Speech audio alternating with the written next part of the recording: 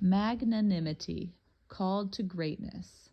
The ways of the Lord are not comfortable, but we were not created for comfort, but for greatness.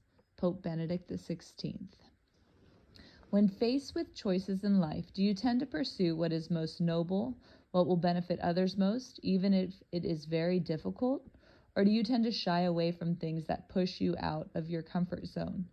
Do you shriek from attempting great things because you fear the risk, you fear failure, or you fear how much time and effort it's going to take? Do you tend to avoid taking on difficult endeavors? Striving to do great and noble things for others is at the heart of a virtue called magnanimity, which means greatness of soul. This is the virtue by which man pursues what is great and honorable, especially for the service of others, even if it is difficult. St. Thomas Aquinas describes it as a stretching forth of the mind to great things. The magnanimous person seeks to do great acts, things as are deserving of honor. This is not opposed to humility. The magnanimous person pursues greatness in proportion to his true ability. He humbly takes stock of all the gifts that God has given him and seeks to use them as best he can. He does not imprudently take on endeavors that are truly beyond his reach, but, as Aquinas explains, magnanimity makes a man deem himself worthy of great things in consideration of the gifts he holds from God. Moreover, though the magnanimous person consistently pursues what is most honorable, he is not seeking honor for its own sake, for the benefit or attention it gives him. Rather, he seeks to do honorable things that will, in the end, be a blessing to others. Aquinas explains that magnanimity makes a man tend to perfect works of virtue. And the same is true with any other good in his life, whether it be wisdom, gifts, skills, position, or wealth. The magnanimous person is willing to take on arduous endeavors and will use his abilities, resources, and position as best he can for the sake of something bigger than himself. As Aristotle says, the magnanimous man is eager to help. We can see many examples of magnanimity in the saints. They had what can be called a holy ambition that spurred them on, fueling a persistent desire to do great things for Christ and his church. St. Francis Xavier, for example, left his dear friends and family in Europe and moved to distant India to bring the faith to a whole culture that had not yet received the gospel. Through suffering, illness, and countless sacrifices, Xavier endlessly toiled for the work of evangelization, reaching tens of thousands of souls for Christ and giving rise to a strong Catholic subculture in India that has touched millions more souls to this day. Souls who may never have reached if it weren't for the magnanimity of St. Francis Xavier. Similarly, Teresa of Avila and St. John of the Cross had the vision to lead a much-needed reform of the Carmelite order. Despite intense opposition and persecution, they persisted and poured everything they had into the renewal, and God used their efforts to breathe new life into the Carmelites and bless countless souls with some of the most profound spiritual writings the Church has ever known. We can see Mother Teresa's magnanimity most in her interior life. She was a woman who was ambitious in her love for God.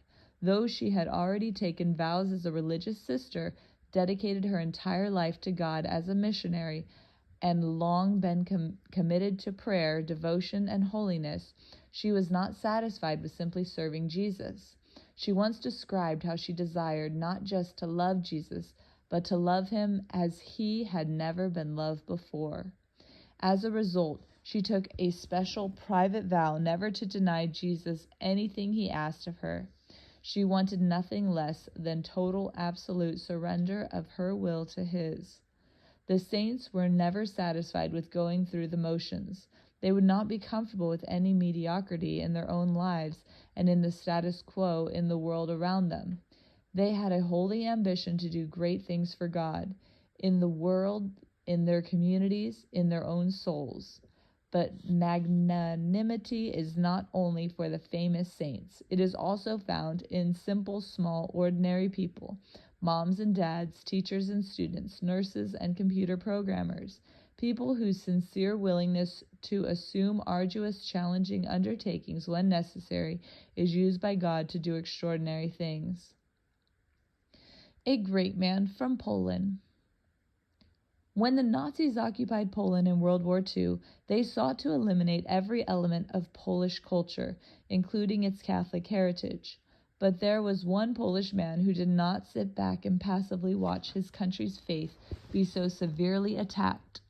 Because of his magnanimity, not only did this man play a key part in preserving Poland's culture through this crisis, but his actions eventually influenced the entire world. Who was this magnanimous Polish man of the 20th century? You guessed it, Jan Tyranowski.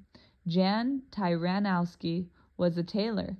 He was not a priest and had no formal training in theology. But as the Nazi regime killed a third of the Polish clergy, sent thousands of priests and religious into concentration camps, and outlawed education in the faith, the church turned to lay people to lead underground catechetical groups to pass on the faith to the younger generation. Tyranowski led one of the most successful of these clandestine efforts, known as living rosary groups. At the risk of his own life, Tyranowski opened his apartment for instructing several young men in the spiritual life, and many of these men went on to form living rosary groups of their own with their peers. This underground ministry had such a deep effect on people's lives that 10 of the men involved eventually became priests. What is more interesting is that one of those priests was Karol Wojtyla, the man who eventually became St. John Paul II, the Pope who had such a tremendous impact on the church and the world. At first glance, this tailor's little prayer group might not appear to be that significant in the scope of world history. But when we see how the Lord used his desire to give the best of himself in this time of great crisis, we realize that he did in fact play a crucial part in forming one of the most influential people in the world that has ever known. Imagine if Tyranowski responded differently to the Nazi occupation of Poland. Imagine if he said he was too busy or too scared or not skilled enough to start a living rosary group.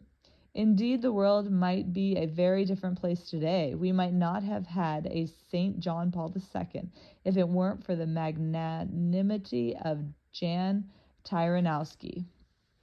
Our call. The virtue of magnanimity trains us to seek what is best in all aspects of our lives. Moral theologian Paul Waddell describes it as a heroic ambition. It is not an ambition that seeks applause or one's own glory or benefit. It is even less about the popular self-improvement culture or merely being the best I can be so I can maximize my potential. A magnanimous man aims simply at giving the best of himself for the sake of others.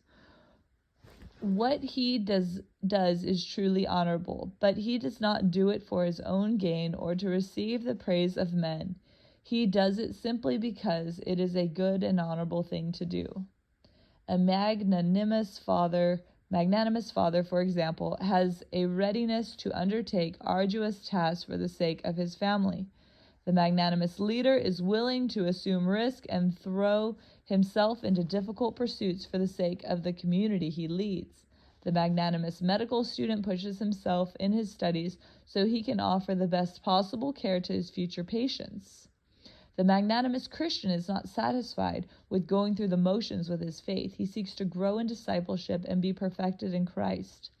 When I think of magnanimity, I think of an inner movement of the soul, a stretching forth toward God and toward whatever great and noble task he may be inviting a person to do, fighting against injustices, shouldering important undertakings, serving a pressing need, confronting evils, building something that will serve the church and bless many people.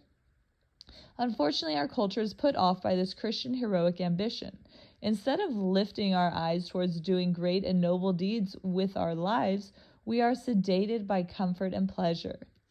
The incessant distractions and amusement of our age lower our vision for life, dull our pursuit of honorable things, and stifle magnanimity. We instead focus our energies on pursuing what is most enjoyable. As Paul Waddell explains, instead of aspiring for excellence in God's goodness, we are taught to seek economic success, social acceptance, material comfort, and pleasure. Or we are told through advertising and endless commercials that we need not aim for anything higher than our own gratification, so we immerse ourselves in distractions and trivialities. God has given each of us certain gifts and abilities, and He has given each of us a certain mission in life. What will we do with the gifts God has entrusted to us? Will we bury our talents in the ground, or magnanimously use them for the service of others to the best of our abilities? The abandonment of the virtues. This does not mean every good Catholic must start a new organization or lead a parish activity. Magnanimity is often lived in quiet, simple ways off the radar of most of the world. The person who daily endeavors to do what is best for his family, his friends, his parish, his colleagues, even if what is being pursued is difficult and demanding. It is truly seeking greatness of soul. Indeed, the magnanimous person continuously strives to perfect the virtues in all areas of his life. He is not content with simply being good. He reaches out toward excellence. For example, magnanimity impels a good man to go beyond his daily obligations and make more sacrifices in his daily life for the sake of others. He may be driven to defer to others' preferences, to endure criticisms with patience, to respond gently to his child's meltdown, or to avoid defending his opinion in non-essential matters for the sake of harmony with others. These are small ways of living greatness of soul.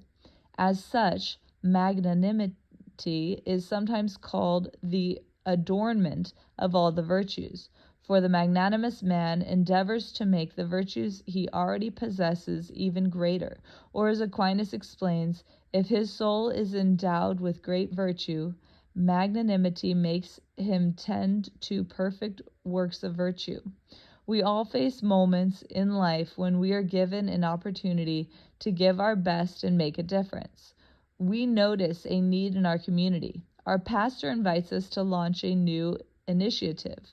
We're offered a new position. Our spouse is going through a hard time and needs our help. There's an opportunity to serve. We sense we should speak up about something dysfunctional in our workplace. Many emotions can stir within us those magnanimity moments. This is going to be hard. I've never done this before. I'm busy. It's going to demand a lot from me. It's scary. I'm going to have to sacrifice a lot for this. It's going to hurt. I don't know if I can do this. What if I fail? These different emotions, if not tempered by the virtue of magnanimity, will weigh us down and keep us from doing the great things God calls us to do. Mediocrity. The man lacking in magnanimity suffers from a vice called pusillanimity, which means smallness of soul, whereas the magnanimous man seeks what is best, even if it is difficult. The pusillanimous man shies away from noble, arduous tasks because they will demand a lot out of him. He instead pursues the path of least resistance, opting for whatever option is easier. Aquinas notes how Aristotle thinks pusillanimity is one of the most perilous weaknesses we can acquire because it makes the person withdraw from good things. When we develop a habit of shrinking from hard things, it is a sign something deep in our soul is dying. The whole Christian life is a movement towards Christ, becoming more like him, being perfected in him. When we habituate ourselves not to strain toward great things because they are difficult, we train ourselves to become comfortable with mediocrity. We start to become stagnant. That's the danger of pusillanimity. According to Aquinas, one reason the pusillanimous man shrinks from great things is ignorance of his own qualification. Many people mistakenly do not think they are capable of great things. I'm not good enough. I can never do that. They underestimate their true dignity of children of God and do not realize that all human persons have the ability to do virtuous deeds. So instead of striving after what would most contribute to the good around them, which they view as too difficult to achieve, they tend to settle for doing the minimum and seeking merely to avoid doing bad things. Like Moses, who felt overwhelmed when God called him to do the very magnanimous deed of leading the people out of Egypt. Pusillanimous people might feel not ready or not good enough to attempt noble deeds. One thing that can help us overcome this weakness is to remember that we are not alone, that God promises to be with us in whatever he calls us to do. What the Lord spoke to Moses and to many other biblical heroes, he speaks to us. I will be with you. Exodus chapter 3, verse 12. When Moses heard those words, he put his confidence in the Lord, answered the call, and accomplished with God's help what he could not do on his own. The more confidence we have in God, the more magnanimous we will be. In fact, the word confidence is rooted in the Latin word for faith, fides. When we place our faith in only ourselves, we are more likely to cower in the face of big challenges. But when we place our confidence in God, we are freer to press forward and pursue great things for him and his people. A second reason people shrink from doing great things is fear of failure. We are afraid we will not be successful, and our fear of failure keeps us from striving after the great desires God has placed on our hearts. Something St. Mother Teresa once said might be helpful here. God does not demand that I be successful. God demands that I be faithful. Many of the great heroes in the church, from Pope St. John Paul II to the tailor Jan Tyranowski, did not know at the time they began to answer God's call how successful their effort would be. But they did have the magnanimity to be faithful in doing what needed to be done at the moment, to be faithful to God's call, and to put the rest in God's hands. Reflection questions. Read Exodus chapter 3, verses 10 through 12. How did Moses feel about God calling him to do the magnanimous deed of leading the people out of Egypt? What did God say to Moses to assure him in the mission? Read Exodus chapter 4, verse 1, 10, and 13. In these verses, how did Moses try to get out of this mission? What was he worried about? Is there something you sense you are supposed to do that is difficult and demanding, and you're not sure if you're up for the task? It could be something in your family, at the parish, at work, or in a certain relationship. In what ways do you feel like Moses? In what ways is God inviting you to trust that he will be with you? Exodus chapter 3, verse 12, to help you in this endeavor. Read the parable of the talents in Matthew chapter 23, verse 14 through 30. Why did the one man bury his talent in the ground? How might we be tempted to do the same?